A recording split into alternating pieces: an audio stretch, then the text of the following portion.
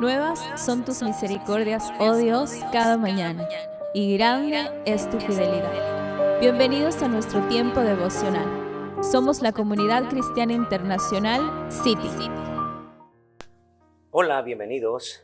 Les saluda nuevamente el pastor Carlos Martínez de la Comunidad Cristiana Internacional de la ciudad de Quevedo.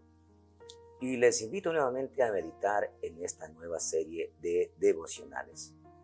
Estamos mirando en esta semana la ley de la siembra y la cosecha.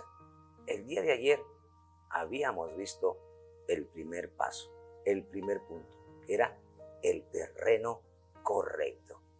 Dijimos que hay que sembrar en el terreno correcto.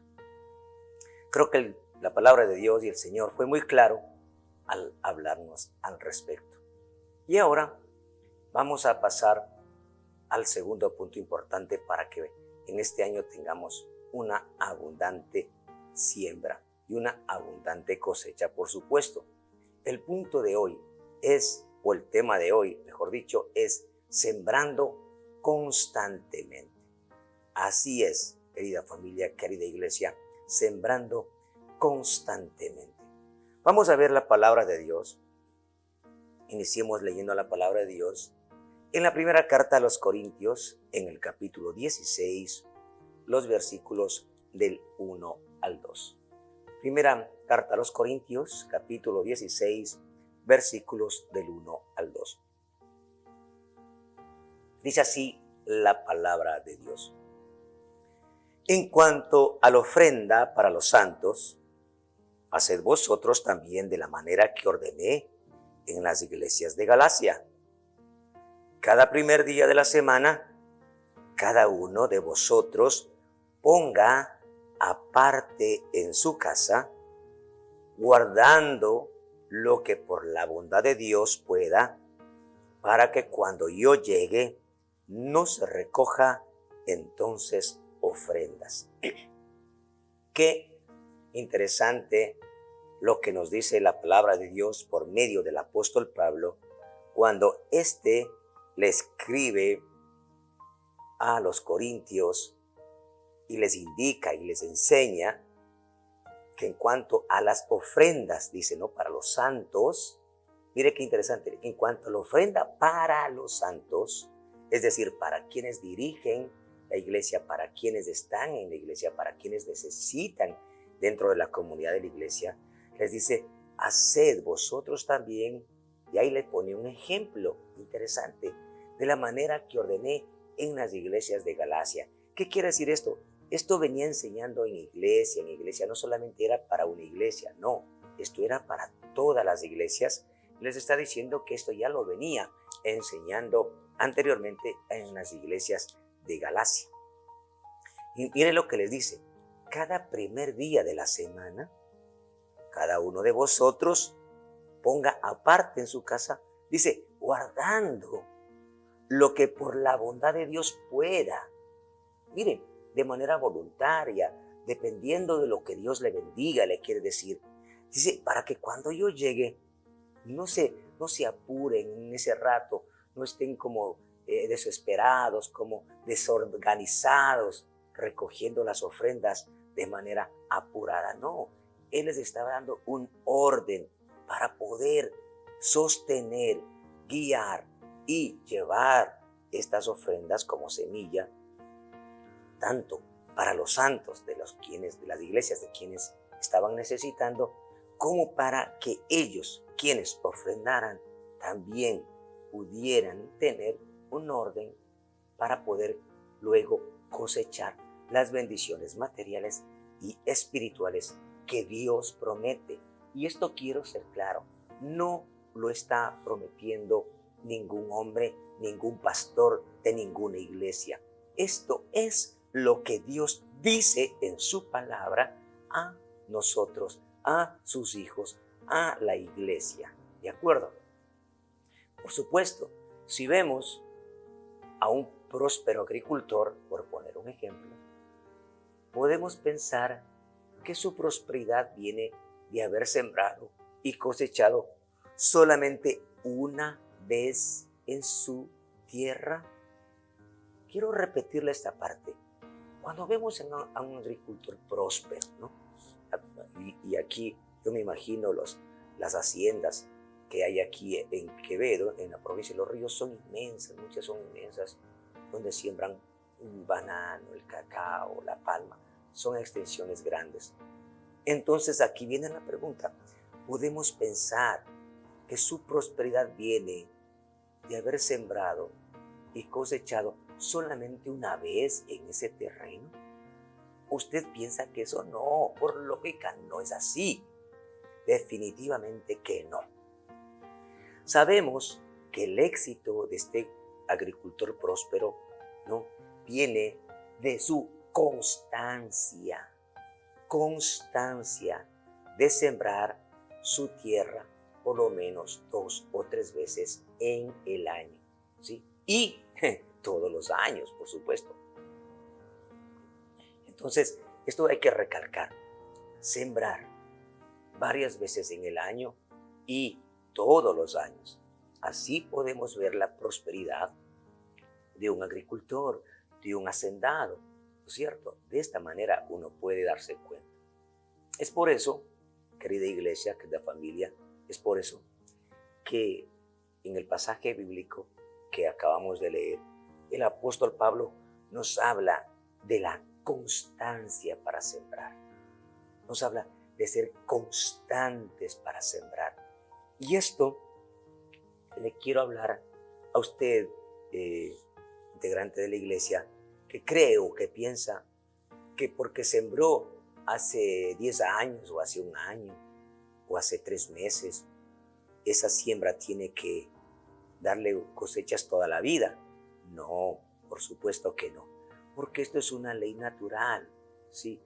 Por esto el apóstol Pablo nos habla de la constancia para sembrar, en la constancia que debemos tener con nuestros diezmos y con nuestras ofrendas, como lo dice el versículo 2. Dice así la palabra de Dios: cada primer día de la semana, cada uno de vosotros ponga aparte en su casa, guardando lo que por la bondad de Dios pueda, para que cuando yo llegue no se recojan entonces ofrendas. Y mire qué interesante, cada primer día de la semana.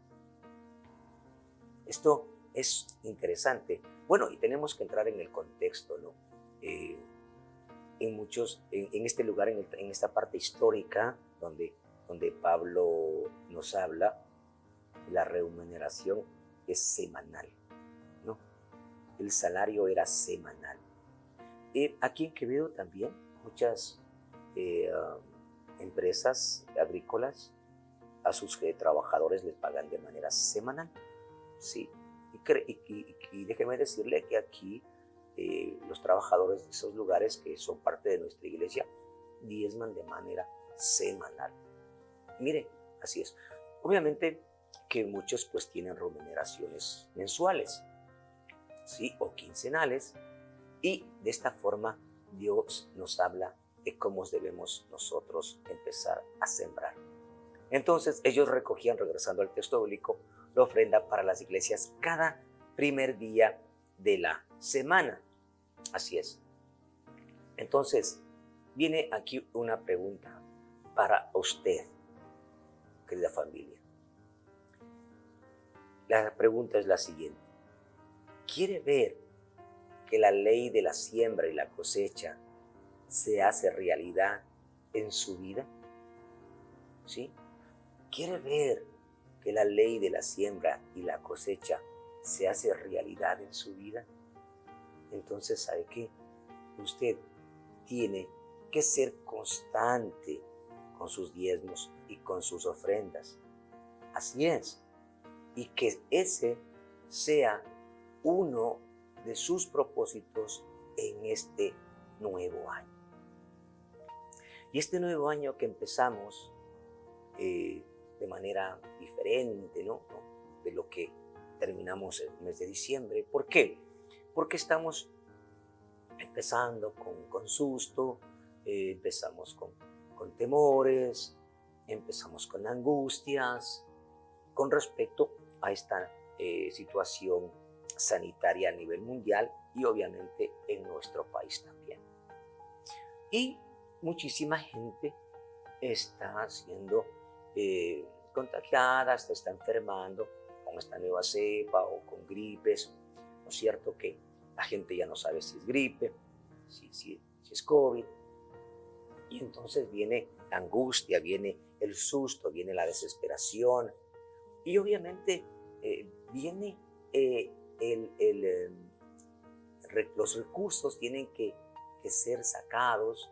Entonces viene el gasto para cubrir, ¿no es cierto?, esta enfermedad o estas gripes, etc. Claro, ahí viene por lógica una reflexión. Bueno, entonces yo no puedo ofrendar, no puedo diezmar porque estoy gastando en esta enfermedad. Pero mire lo que hoy nos dice la palabra de Dios. Si nosotros quisiéramos tener abundante cosecha, teníamos que haber sembrado anteriormente también de manera abundante. Y la palabra de Dios también nos habla de una manera de poder tener esta abundancia con reservas, que se llama el ahorro. Por supuesto, hoy hemos visto que hay que hacer de manera constante la siembra para tener una cosecha constante también.